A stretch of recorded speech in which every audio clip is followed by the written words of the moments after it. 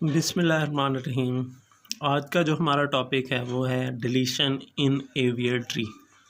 ये एक ट्री आपके सामने मौजूद है जो कि हमने लास्ट क्लास के अंदर बनाना सीखा था इन इंसर्शन इन एवियर ट्री के लेक्चर में, और एंड के ऊपर हमारे पास ये एक ट्री आ गया था। अब देखते हैं कि एक एग्ज़ाम्पल लेते हैं और इसके एग्ज़ाम्पल की मदद से हम सीखते हैं कि किस तरह से इसके अंदर डिलीशन हो सकती है। फॉर एग्ज़ाम्पल हम लेना चाहते हैं, पहले 5 को डिलीट करना चाहते हैं, फिर 1 को डिलीट करना चाहते हैं, दैन 3, फिर 25। इस सीक्वेंस से हम इन नोड्स को डिलीट करना चाहते हैं, तो फिर ये किस तरह से डिलीट होंगी। कुछ कंडीशन रिपीट करवा देता हूँ आपको ताकि आपको लेक्चर याद आ जाए जो हमने पढ़ा था कि एवियर ट्री को पहले मस्ट क्या होना चाहिए, बाइनरी सर्च ट्री होना चाहिए। ठीक है, देखें ये बाइनरी सर्च ट्री है। ठीक है, हमने लास्ट लेक्चर में इसे बनाया तो फिर आपको समझ आ गई होगी कि किस तरह से ये बनाया हमने। ठीक है, और इसमें जो डिलीशन होती है वो सेम किस तरह की होती है, बाइनरी सर्च ट्री की तरह। ठीक है, बाइनरी सर्च ट्री का लेक्चर आप देख लें, उसमें से आपको डिलीशन का पता लग जाएगा कि बाइनरी सर्च ट्री में किस तरह से डिलीशन हो रही थी। ठीक है, तो थोड़ा सा हम इधर भी रिवाइज करेंगे इसको, डिलीशन को। ठीक है, फॉर एग्जांपल अभी देखते हैं कि हमने 5 को डिलीट करना है, तो फिर वो किस तरह से डिलीट होगा। 25 से सर्चिंग स्टार्ट होगी, 25 से छोटा है लेफ़्ट साइड पे। ठीक है, फिर 3 से बड़ा है राइट साइड पे, 10 से छोटा है इस जगह पे हमें 5 मिल गया।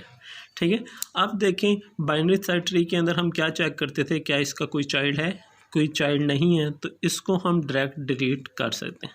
ठीक है, तो इधर से हम इसे रिमूव कर देंगे। ठीक है, जैसे ही इसे रिमूव करेंगे तो फिर हमारे पास नया ट्री किस तरह का बन जाएगा कि देखें ये सेम रहेगा, ये भी सेम रहेगा, इधर राइट पे 10 रहेगा और इधर 20 रहेगा, 5 इधर से रिमूव हो जाएगा।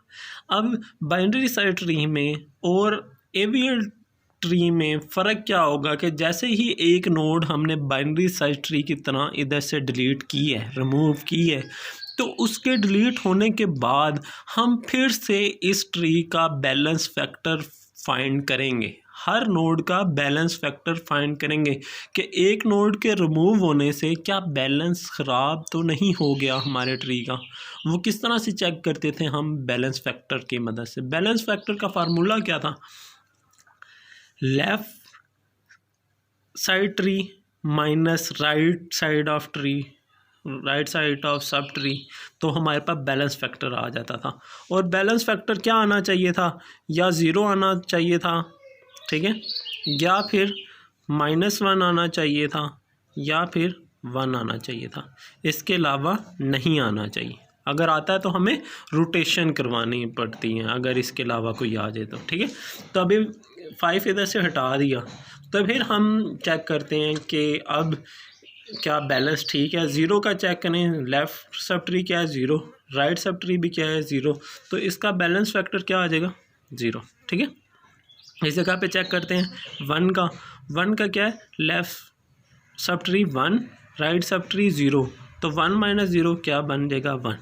ठीक है, इसी तरह से इधर चेक करते हैं, इसका क्या आ जाएगा 0, इसका ये तो रिमूव हो गया 5, तो फिर 0 - 1 क्या आ जाएगा -1, यानी अभी भी ठीक है।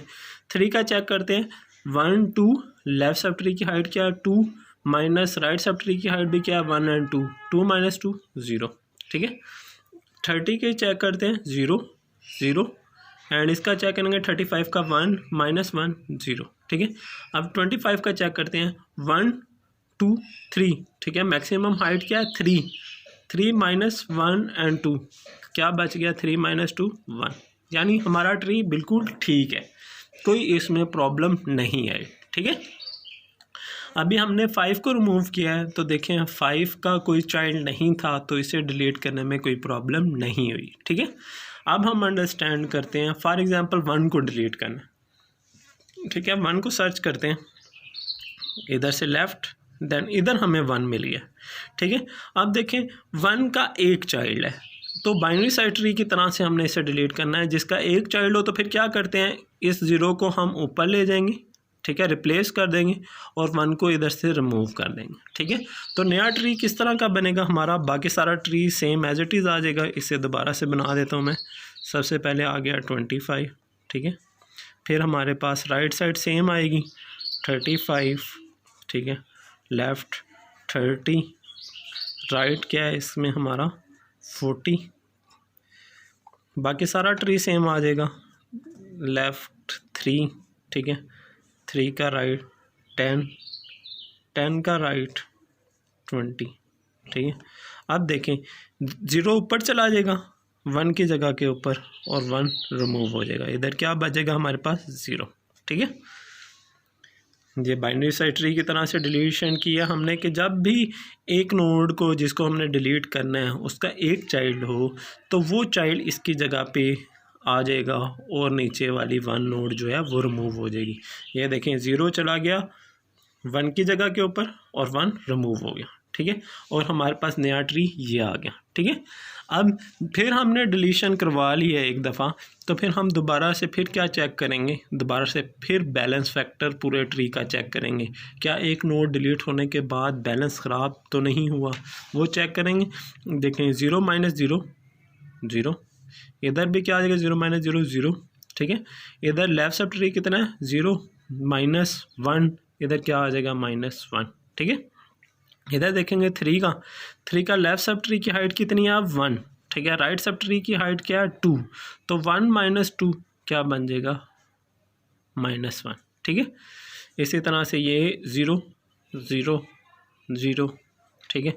अब 25 का चेक करेंगे कि इसकी मैक्सिमम हाइट क्या है लेफ़्ट सब ट्री की 1 2 3, ठीक है।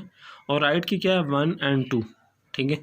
तो फिर 3 - 2 क्या बन जाएगा 1, ठीक है। यानी अभी भी हमारा ट्री बैलेंस है, अभी भी कोई इसमें फ़र्क नहीं आया, ठीक है।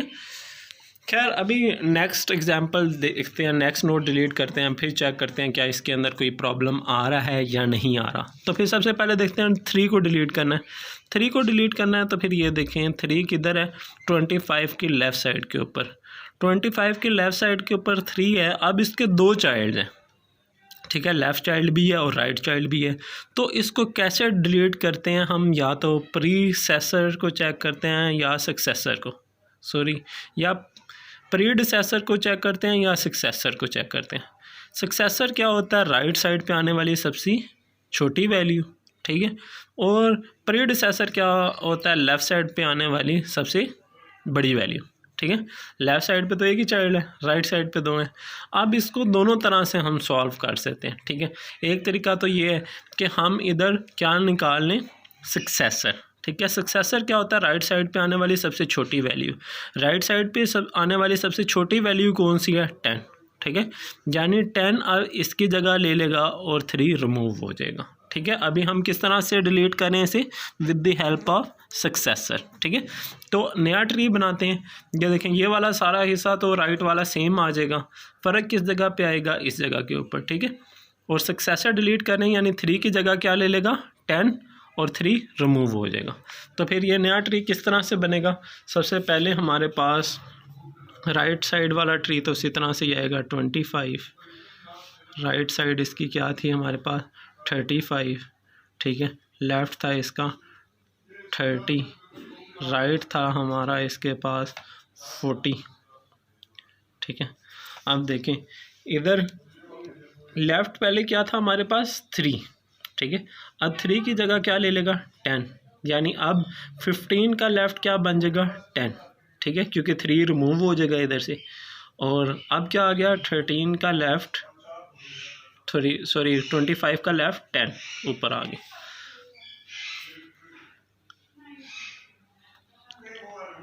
ठीक है। 10 आ गया, ठीक है। 10 जैसे ही ऊपर गया, ठीक है, 3 इधर से रिमूव हो जाएगा। अब 10 का राइट क्या है 20, तो फिर 10 का राइट आ गया इधर 20, ठीक है। और फिर देखें 10 ऊपर चला गया तो उसका लेफ़्ट क्या बन जाएगा अब 10 का लेफ़्ट 0, ठीक है। तो 10 का लेफ़्ट अब इधर क्या बन जाएगा 0, ठीक है। नोड डिलीट होगी, इधर हमने किसको डिलीट करना था 3 को, 3 डिलीट हो गया और इस तरह से हमारे पास नया ट्री बन गया, ठीक है। अब नया ट्री जो बन गया हमारे पास, अब इसको चेक करेंगे क्या ये बैलेंस है, ठीक है। चेक करते हैं ठीक है, ये भी बैलेंस, ये बैलेंस, ये बैलेंस, ये बैलेंस, ये सारे बैलेंस, फुली बैलेंस ट्री है। ठीक है, ये 2 - 2 0, 1 - 1 0, 1 - 1 0, 0 - 0 0, 0 0 एंड 0। ठीक है, सारा बैलेंस ट्री है। ठीक है, फॉर एग्जांपल देखिए अभी भी बैलेंस आ गया। अगर हम इसको थोड़ा सा चेंज करते हैं और चेक करते हैं बैलेंस ख़राब किस तरह से हो सकता है, अगर हम इधर सक्सेसर की जगह प्रीडिसेसर को यूज़ करते, ठीक है, प्रीडिसेसर होता तो फिर क्या होता, 0 जाके 3 की जगह ले लेता। ठीक है, तो फिर क्या होता, 0 10 एंड 20। ठीक है, इस तरह से हो जाना था ना। इस तरह से हम इसे करके देख लेते हैं एक दफ़ा प्रीडिसेसर से। ठीक है, सक्सेसर से करके देख लिया, बैलेंस ट्री आ गया। पर फॉर एग्जांपल अगर हमने प्रीडिसेसर यूज़ किया होता इस जगह पे, तो फिर कौन सा ट्री बनता। ये एरिया सारा सेम बनाते हैं, राइट वाला फिर से। ठीक है, इसको चेक करते हैं आप। ठीक है, ये 0 ने जाके 3 की जगह ले लेनी है। अभी राइट साइड मैं बनाता हूँ दोबारा से 25। ठीक है, 25 का राइट था हमारे पास 35, फिर लेफ़्ट था हमारे पास 30, राइट क्या था हमारे पास 40। ठीक है, अब ये देखें, अब प्रीडिसेसर यूज़ कर रहे हैं। प्रीडिसेसर क्या होता है, लेफ़्ट साइड पे बड़ी वैल्यू, लेफ़्ट साइड पे तो हाइट 0, तो 0 ही बड़ी वैल्यू है, उसको ले जाएंगे ऊपर। यानी अब 15 का लेफ़्ट क्या हो जाएगा, 0। ठीक है, 25 का लेफ़्ट क्या हो जाएगा, 0। ठीक है, इधर 0 ऊपर चला गया। अब 0 का राइट 10 और 10 का राइट 20, 0 का राइट 10 और 10 का राइट 20। ठीक है, अब हमने किसको यूज़ करके ये वाला ट्री बनाया है, प्रीडिसेसर को। ठीक है, ये देखें इधर से 0 गया है ऊपर और ये ट्री बन गया। ठीक है, उम्मीद है क्लियर होगा। रिपीट कर देता हूँ फिर भी। ये देखें 3 को डिलीट करना है। 3 का प्रीडिसेसर क्या है, 0। प्रीडिसेसर क्या होता है, लेफ़्ट साइड पे आने वाली सबसे बड़ी वैल्यू। लेफ़्ट साइड पे तो 0 ही है, तो 0 ही सबसे बड़ा है। 3 की जगह पे चला जाएगा 0 और इधर रिमूव हो जाएगा 3 खुद। ठीक है, 0 आ गया 3 की जगह पे, तो 0 का राइट 10 बन जाएगा और 10 का राइट 20 है।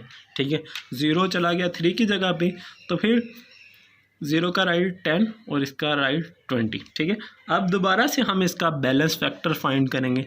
बैलेंस फैक्टर फाइंड करेंगे तो फिर इसका बैलेंस फैक्टर क्या है, 0। ठीक है, इसका बैलेंस फैक्टर क्या है, 0 - 1 -1। ठीक है, इसका बैलेंस फैक्टर क्या है हमारे पास, 0 - 2 -2।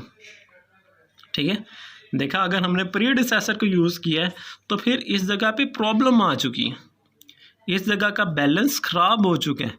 तो फिर इसको हमने रोटेशन के अंदर समझा हुआ है। इस तरह से जब एक लाइन में नोड्स आ जाएंगी तो उसको कैसे हम ठीक करेंगे, with the help of left rotation.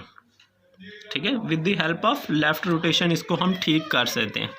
ठीक है, तो फिर इसको हम जैसे रोटेट करवाएंगे 10 ऊपर चला जाएगा, इसकी जगह ले लेगा, और 0 किस तरह मूव कर जाएगा, इस तरह। ठीक है, अभी इसको बना लेते हैं। 25 देखें उसी तरह से ही रहा। ठीक है, 35 उस तरह से ही रहा। ठीक है, लेफ़्ट 30। ठीक है, राइट 40। ठीक है, अब देखें 10 ऊपर गया और 0 लेफ़्ट मूव कर गया। 10 ऊपर गया तो फिर वो क्या बन जाएगा, लेफ़्ट चाइल्ड ऑफ 25। देखें ऊपर गया ना, तो फिर ये इसका लेफ़्ट चाइल्ड बन गया।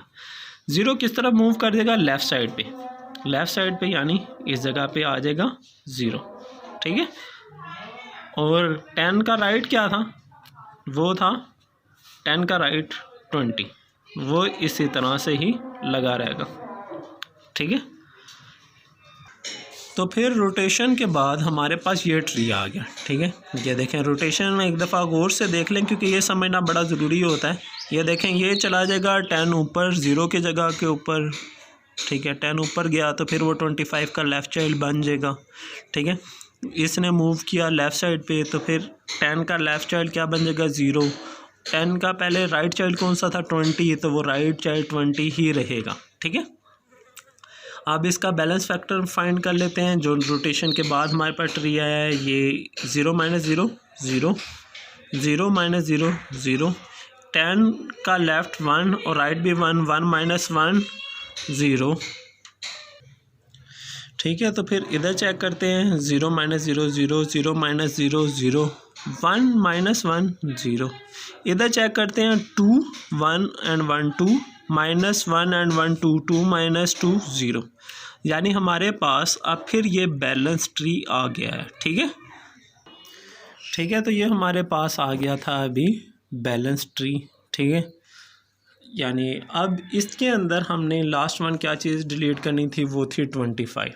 ठीक है, 25 इस जगह के ऊपर मौजूद है। अब इसका सक्सेसर क्या निकलता है, राइट साइड पे आने वाली सबसे बड़ी वैल्यू, राइट साइड पे आने वाली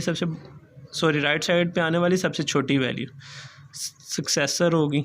ठीक है, तो फिर इसके राइट साइड पे सबसे छोटी वैल्यू क्या है, 30, यानी 30 को रिप्लेस करेंगे इसके साथ सक्सेसर। और अगर प्रीडिसेसर को फॉलो कर रहे हैं तो 35 की जगह पे क्या आएगी, लेफ़्ट साइड पे आने वाली सबसे बड़ी वैल्यू, वो क्या है, 20। ठीक है, तो फिर अभी हम यूज़ करते हैं प्रीडिसेसर को कि प्रीडिसेसर से किस तरह से काम करेंगे हम। ठीक है, तो फिर 25 की जगह के ऊपर लेफ़्ट साइड पे आने वाली सबसे बड़ी वैल्यू जगह लेगी, तो फिर 25 की जगह पे क्या आ जाएगा, 20। ठीक है, तो फिर ये देखें रूट क्या बन जाएगा, लेफ़्ट साइड पे आने वाली सबसे बड़ी वैल्यू क्या है, 20 आ जाएगा।